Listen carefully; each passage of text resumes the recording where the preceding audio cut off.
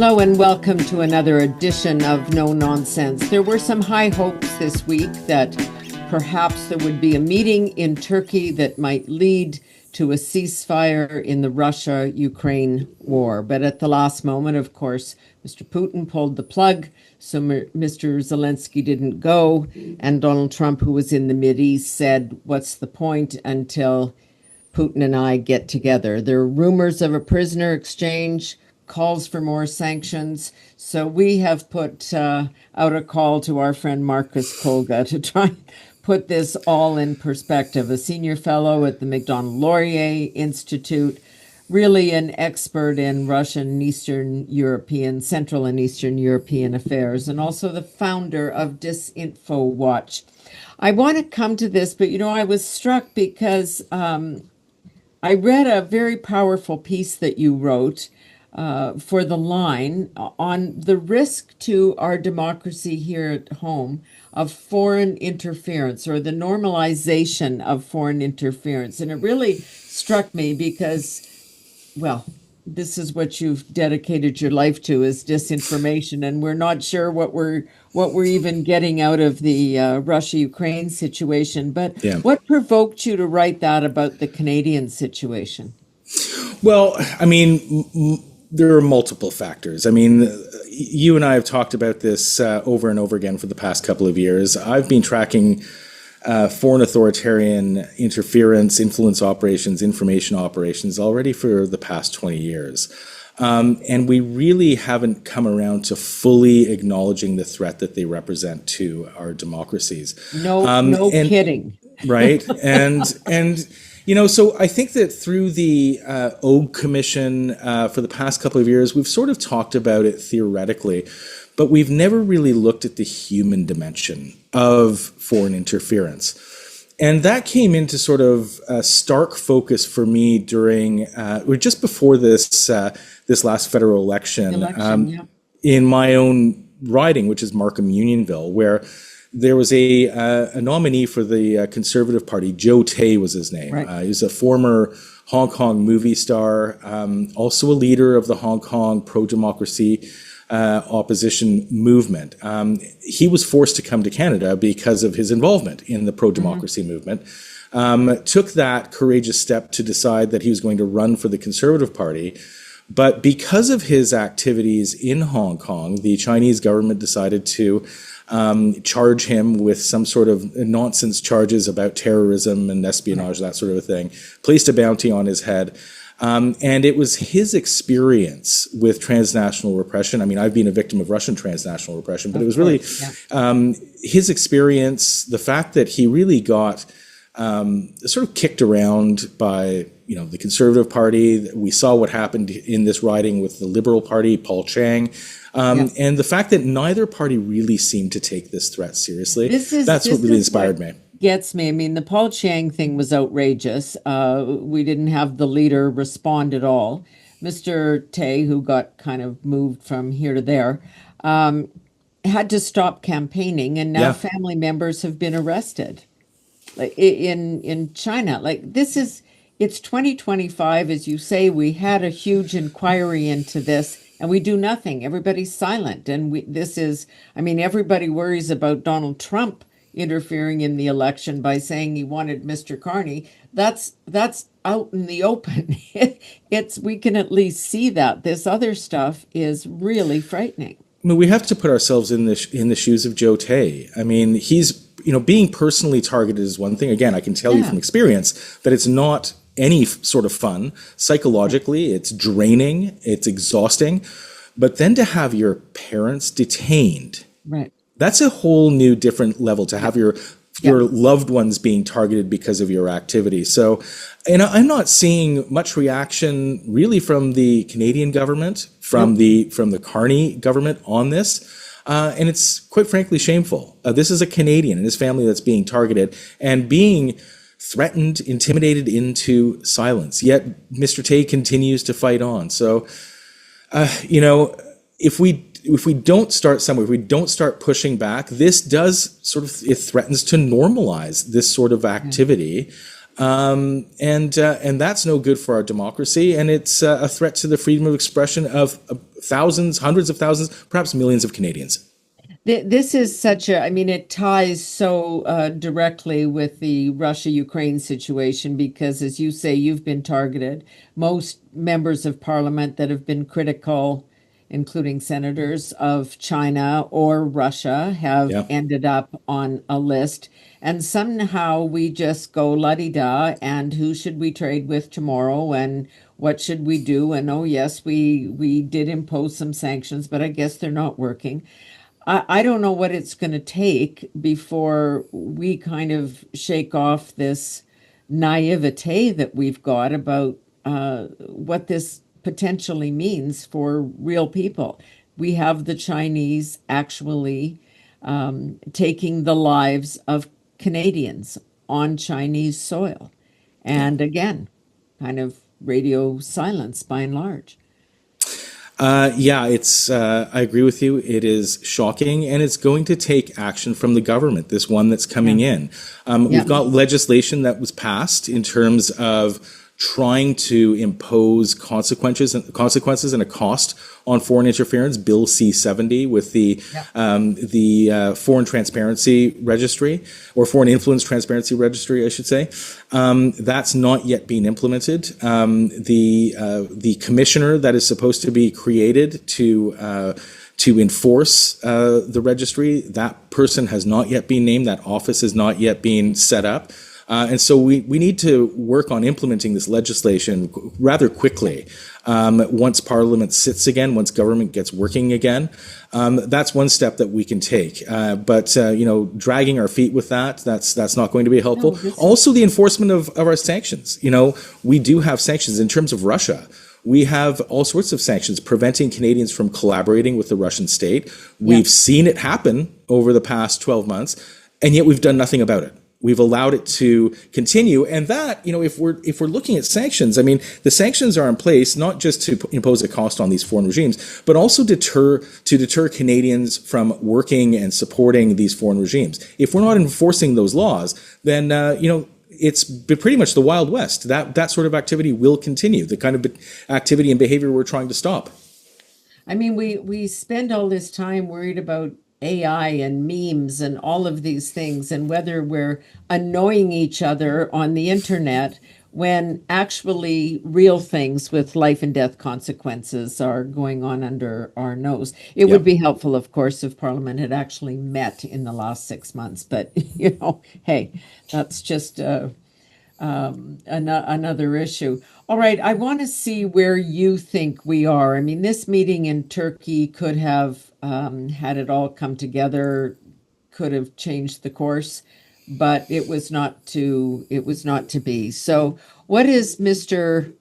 Putin waiting for? Does he want Donald Trump to fly to Moscow? Like, Mr. Witkoff has been there. There's been signals. There's actually been even some threats from Mr. Trump about sanctions. So what's Putin want at this point? The utter destruction of the Ukrainian people and state. Yeah.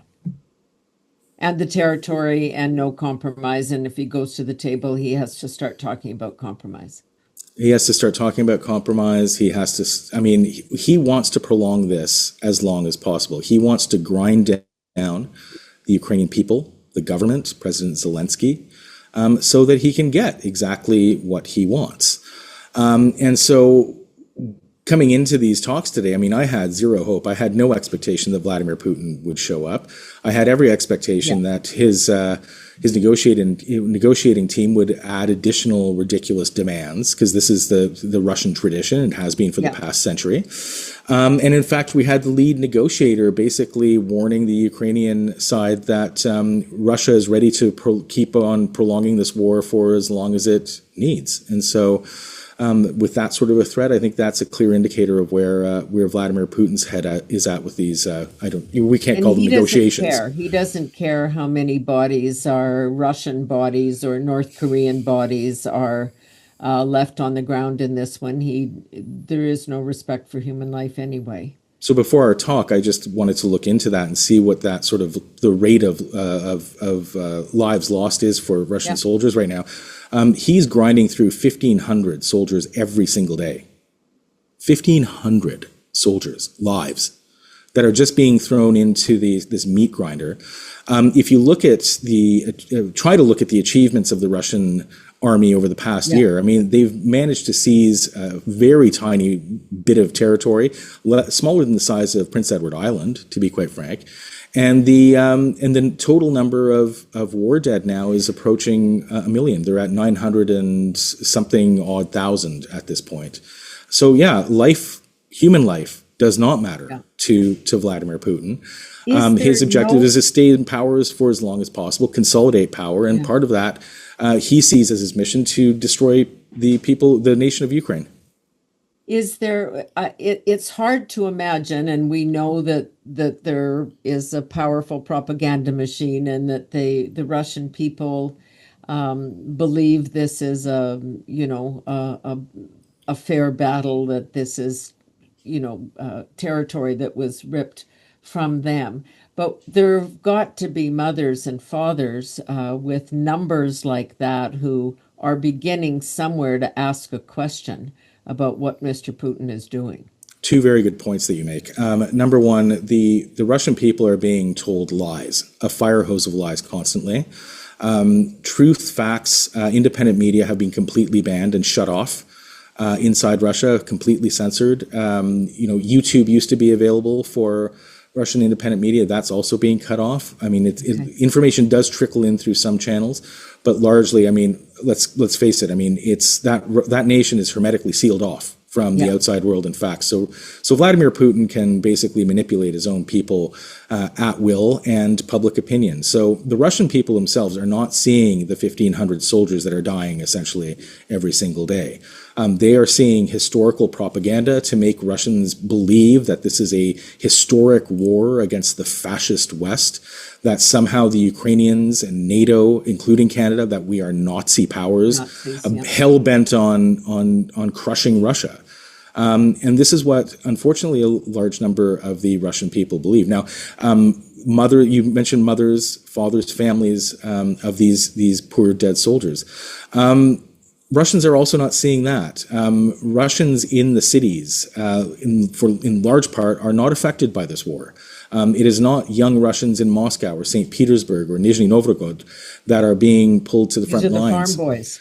These are the poorest people in Russia, coming from communities where there's no running water, there are no toilets, there are no hospitals, where they are being lured into this war with the promise of extravagant riches, the kind of money that they have never seen before. And so those families are essentially being bought off by Vladimir Putin. And that's why you're seeing this sort of the levels of support for this war inside Russia, and the fact that the people are not rising up against Putin at this point. I had an interesting conversation last night. I was at an event and ran into a Canadian judge, not a Supreme Court judge, but of Ukrainian descent, who has been working very actively on this file to help Ukrainians put their systems of government together and have them maintained in the face of all of this.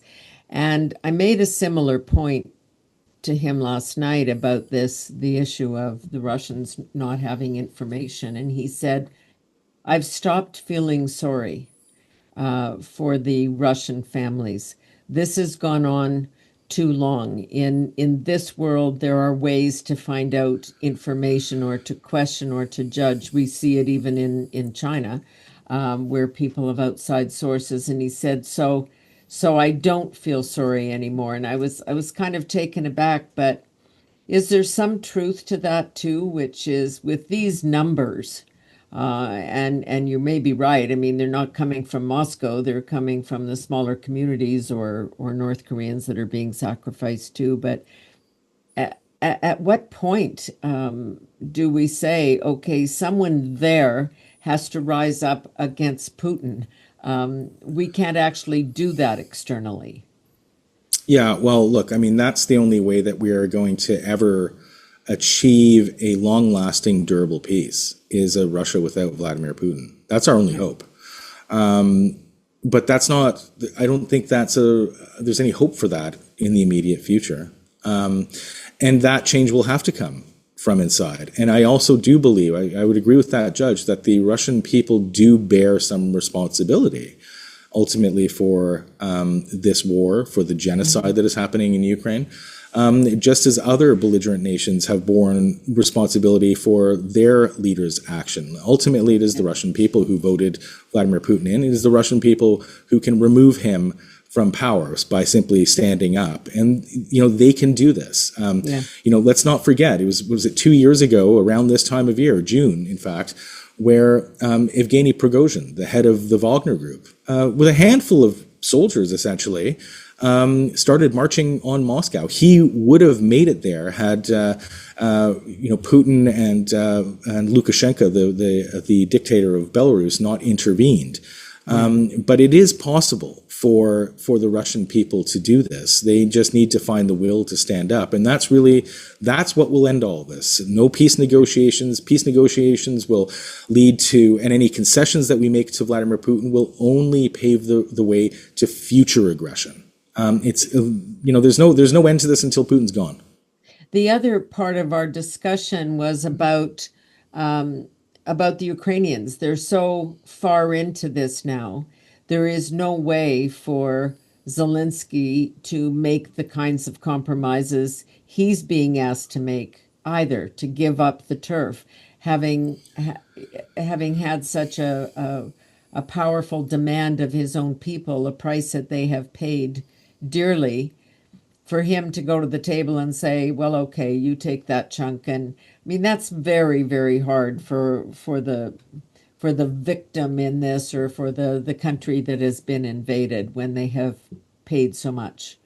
Yeah, it's an unimaginable cost to pay. I mean, this is not a war or rather a price to pay. This is not a war that Ukraine started. This is not a war that President Zelensky started. This was started by Vladimir Putin. And now to be punished for simply trying to defend your own people and the sovereignty of your nation, I can't imagine how difficult it might be to have to even consider that possibility. But this is something that President Zelensky is going to have to think about. I don't think that he will ever formally concede any of that territory. He will perhaps move on and look at other ways that he can negotiate peace with Russia, but there will never be any formal handover of any of those territories.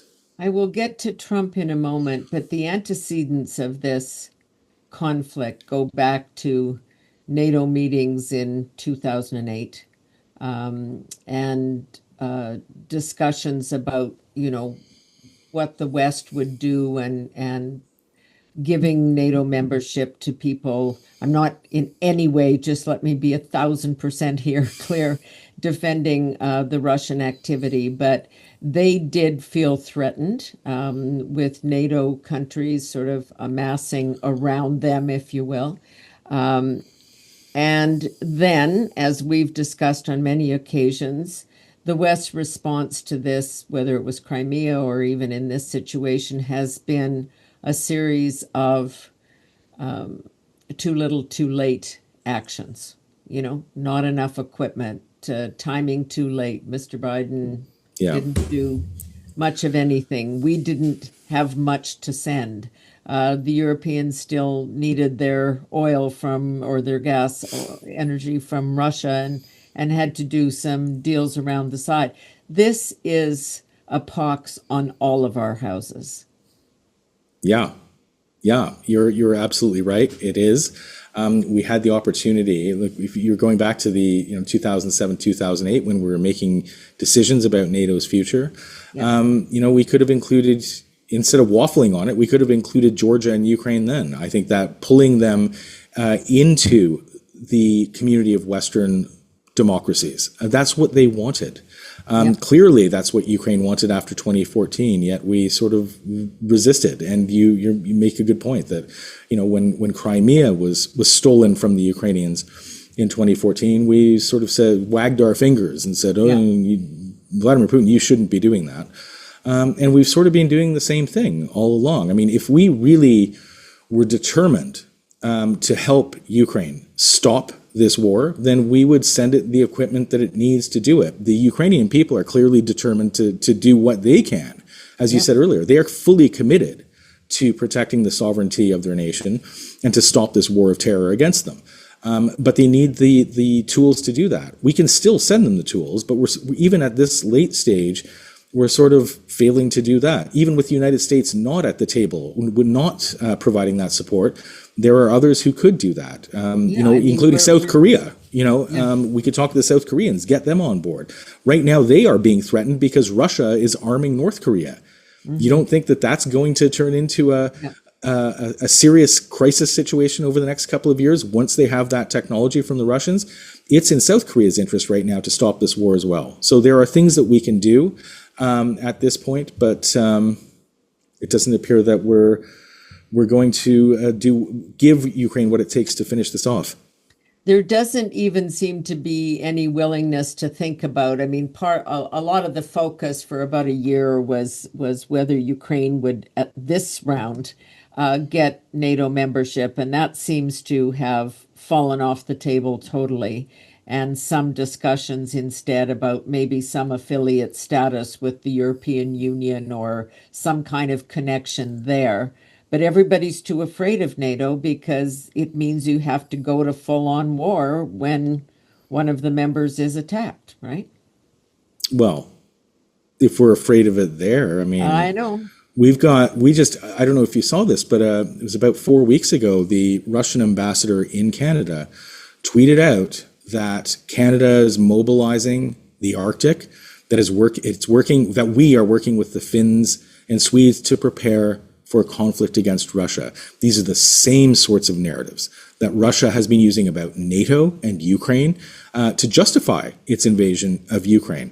So if we can't come to grips with the fact that we might have to actually defend someone, what are we hoping for once Russia actually does start literally come knocking on our door in the Arctic? Where we have nothing. Well, lots of resources. Russia has claimed all of the resources yes, underneath the Arctic Sea. But no defense mechanism is what I'm saying. I see, yes. Yeah, we have those wonderful Rangers, but those Rangers are not going to stop the onslaught of the Russian army. So that brings us back to Mr. Trump and the discussions we always have. And I feel like a broken record because I say this every time, whether we're talking about trade or what we're talking about, that it's always for the Americans a question of security. And Trump is just the thing or trade is just the thing they talk about, right? Security trumps trade. And Mr. Trump has been on this, our case for a long time. Pay your bills, make your contributions, get some equipment up in the north. That's their most exposed flank in that sense to Russia.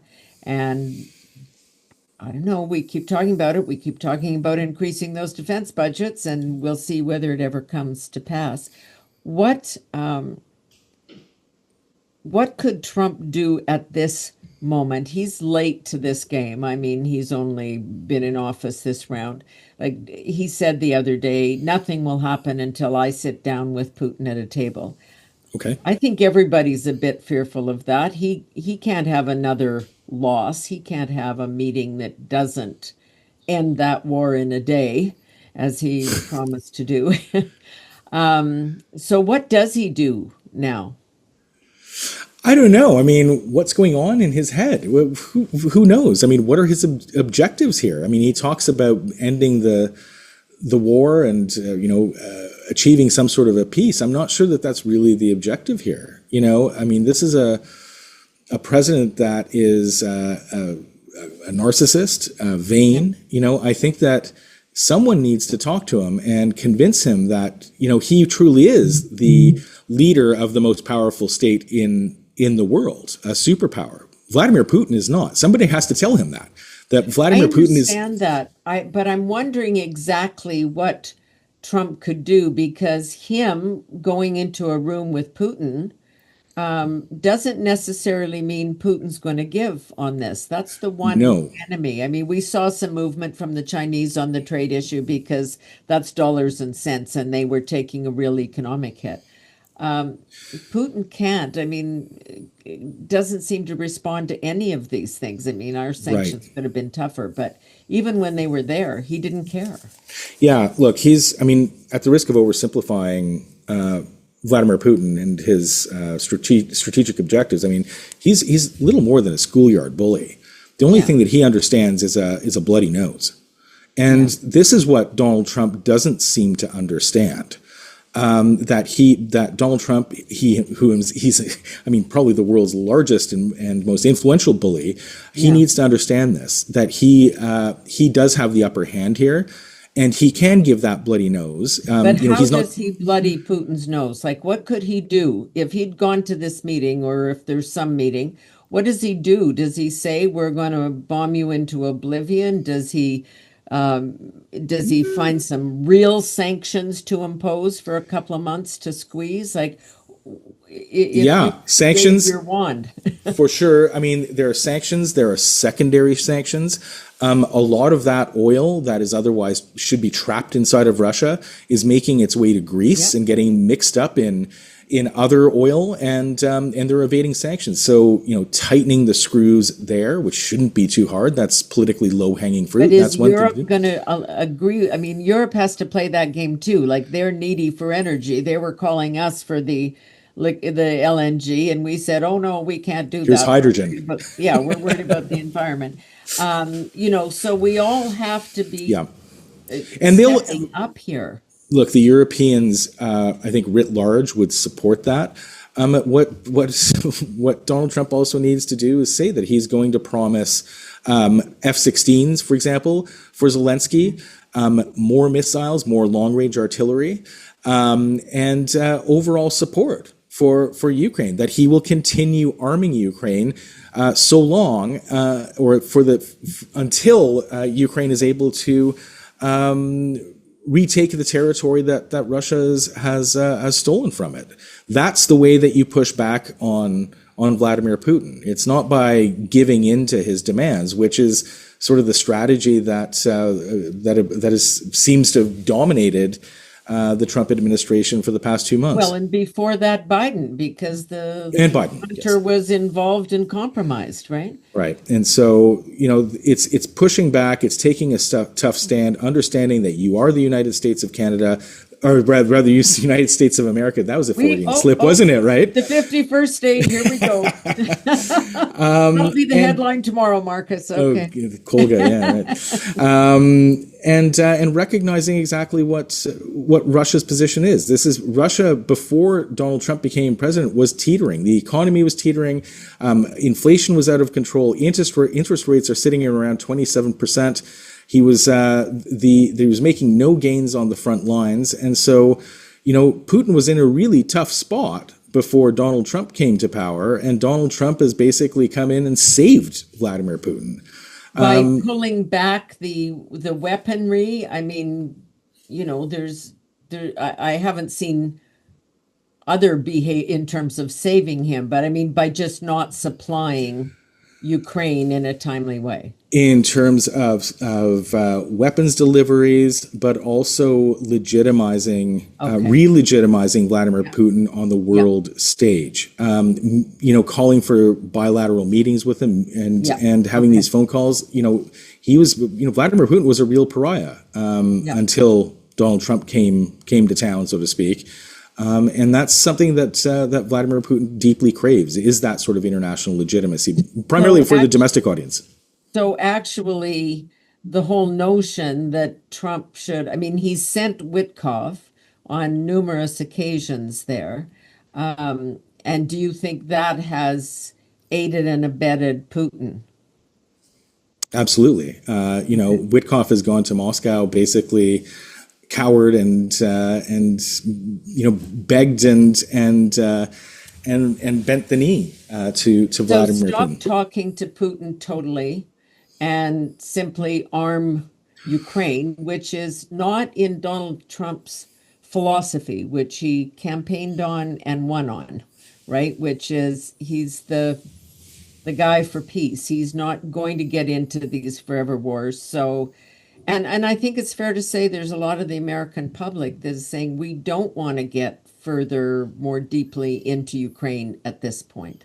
Yeah, there are some Republicans who certainly believe that, but this is the only way. It's in America's own interests to make sure that Ukraine does, when it comes to negotiations, is able to do that from a position of strength. It's in Ukraine's best interest, it's in NATO's best interest, and it's in the United States' best interest. So, what do you think the chances of that are? Because, what you see Trump focused on is, just this trip to the Middle East and doing business deals and repatriating his economy. And for him and for many people, I know it's a lot of Republicans, but it's also in the public opinion polls. They want the jobs back. They want focused on the American economy. This is just, a drain on the treasury, I think, is how a lot of people see this issue. We are more connected in a way because of our proximity and our large diaspora here, that we understand what this means. That's Yeah, a big reality there. well, I think the reality for the United States is that a lot of these weapons that are being sent to Ukraine are actually being manufactured right inside the United States, and so So it by would create jobs. so it is actually creating jobs. That's the reality of this Yeah. situation. And so I understand that there's this focus, the MAGA focus on America first, all of this, and that's fine and dandy. But I think that Ukraine winning also puts America first. It demonstrates America's strength, which is what is, again, it's in the U.S.'s best interest to appear strong, because if the United States doesn't project that sort of strength, then others will take advantage of it as well. And this will become a problem that just festers and grows until in the future, there's a serious crisis that does threaten the United States. Yeah, I mean, this is just so. So there was talk as well this week, rumors of prisoner exchange. Um, is that a useful thing? Of course it We've is. got thousands of young kids that have been taken to Russia too. I don't know if they'd fit in that category or That's a whether to- this is just soldier on soldier. I suspect that this is this is a soldier for soldier swap. My understanding is that it's about 1,000 soldiers. I mean, that's extremely useful. The Ukrainians that are being held by the Russians are being treated very, very poorly. Yeah. And so, this having a prisoner swap like this is very useful. But you bring up these 20,000 children that have been kidnapped from many of these Ukrainian territories. I recently watched a film by a British filmmaker named Sarah McCarthy that focused in on just 3 cases. And I was able to meet her and moderate a panel discussion in Ottawa after the screening. It's shocking what Russia is doing to these children. These 20,000 children are being taken off to basically re-education camps, concentration camps, as it were. Yeah. And they are being brainwashed in these camps. If they don't basically toe the party line and don't take on these Russian propaganda positions, they are put into isolation. They are starved, sometimes for days, sometimes longer. And so these children are really, they're just being abused and turned into pro-Putin, basically like a Putin youth army. Mm-hmm. And again, this is 20,000 Ukrainian children who have been torn away from their homes. And this is something that we also need to focus on, is getting those children back home and reuniting them with their families. What's happening to them is just simply, it's unspeakable and barbaric in 2025. The other thing that just jumps out at me here, I couldn't agree more, but I mean that just simply becomes more fodder for Mr. Putin. These kids will eventually, once through the process, become warriors for the Russians. You're right, and that is actually happening. Yeah, against their own people. So Putin seems to have a kind of an endless supply because he doesn't care. You know, he's got a large country. Ukraine is not in that position. They are running out of young men. They are running out of middle-aged men. They're now going, you know, up the age ladder there. He's on a different time frame, Mr. Zelensky is than Putin at this point. You're right. And that is a serious, serious problem that the Ukrainians are going to have to, it's going to factor into these, you know, any future peace negotiations. They are running out of people. They don't have these brutal authoritarian regimes to turn to in order to feed into their army, like Russia has with North Korea. I mean, tens of thousands of North Korean soldiers. We know that there are soldiers coming in from China that were captured just recently on the front lines. Cuba, other places. And so Ukraine unfortunately doesn't have that, but they do have the support of Western democracies. We do have sophisticated weapons that we can provide Ukraine. So that's really, I mean, that is the option. That's how we can help. You know, like you said, unfortunately, Zelensky doesn't have those soldiers to throw in the front line. But if we can supply those weapons to protect the soldiers that he does have there, then I think that Ukraine still has a fighting chance. Does he have the people to man the equipment? Say the West, say Canada and the US and Europe woke up tomorrow morning and said, yeah, okay, we really have to do this, no kidding, and send the stuff in. Does he have pilots? Does he have soldiers? Does he have enough people to do this? Because that seems to be the resistance point.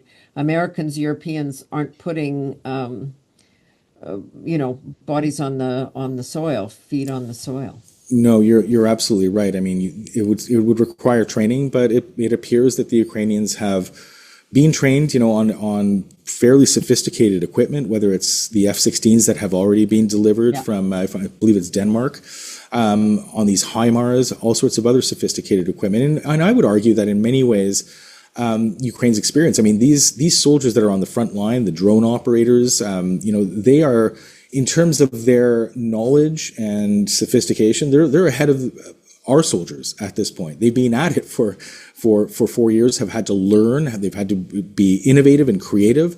And so I think they've demonstrated every single ability and capacity to learn. And so training is not an issue. You know, we need to just send them the weapons. And a lot of the systems that they're asking for, they already have. They have people trained on these. And a lot of them are operating from behind the front lines, or in front of the front lines, rather. They're in relative safety. And so I think they do have the manpower to man those systems as long as we send them to them. So at the end of the day here, I mean, to discuss this with Putin, to try and get to from point A to point B, whether it's prisoner exchanges or sanctions or some kind of beginnings of peace negotiations, we need to talk to Putin, but we can't talk to Putin, because if we talk to Putin, that makes him king. So, no, we talk to Putin. We do it from a position of strength, though. We don't concede anything to Vladimir Putin before he starts conceding. We have to understand how he negotiates. Once you give him an inch, he takes a mile. Right. Every time you give him something, there will be a new demand. This is the way that the Russians have operated for the past century. Every time there's a negotiation, this is what happens. We know this is how they negotiate. So we have to have those Americans that go in there to negotiate this peace have to understand this. So that takes the timeline here of putting more equipment in, ratcheting up the Russian losses again, which he may or may not care about. I mean, if you don't care about 1,500 a day, you know, what is the number at which he says enough? I don't know. I think if you keep on going at 1,500 a day for the next year or so, I mean, look, the Russian economy truly was teetering, and it continues to teeter. It's not in great shape. Right. You know, if we ratchet up the sanctions, especially on the oil. You know, we just need to sustain this for a bit longer, a year, maybe 2 years. And that will we need to force Vladimir Putin to come to the table. That's the key. What what do we need to do here? I mean, we have talked about this that, we don't have enough equipment here to even send anything um, of much use. There's been a lot of talk.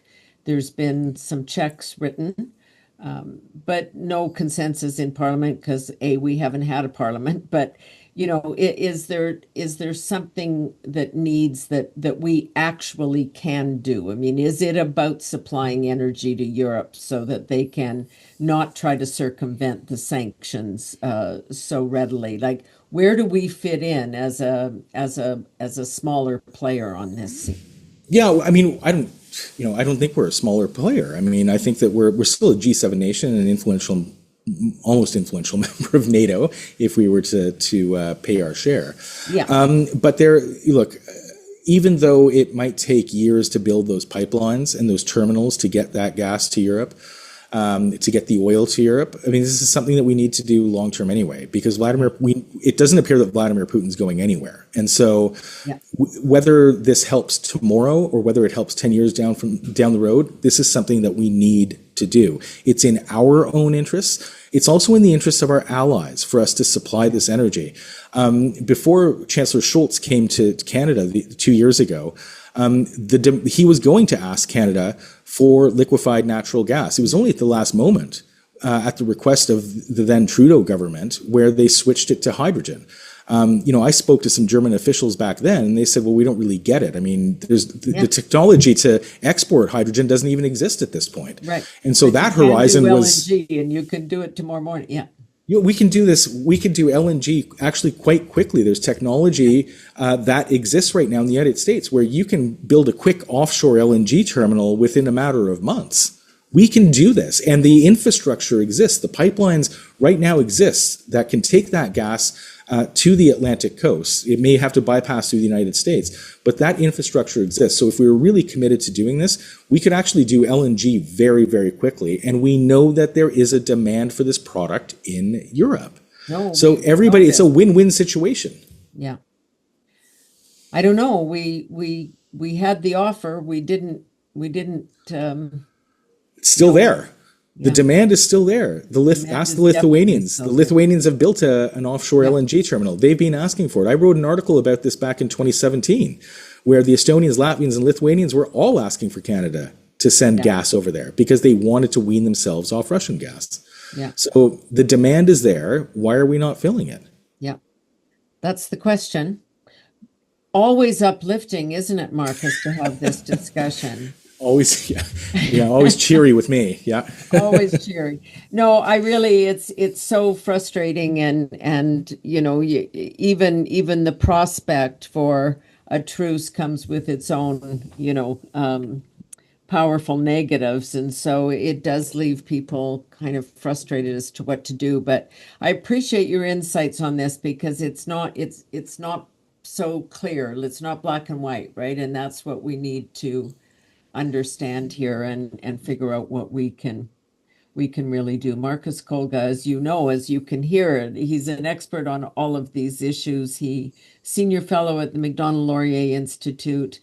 And at the beginning of our conversation, we were talking about disinformation and information warfare, and he is the founder of a group called Disinfo Watch, which monitors this worldwide. And that's another thing we have to get our act together on in this country pretty darn quick. So Yeah. thank you.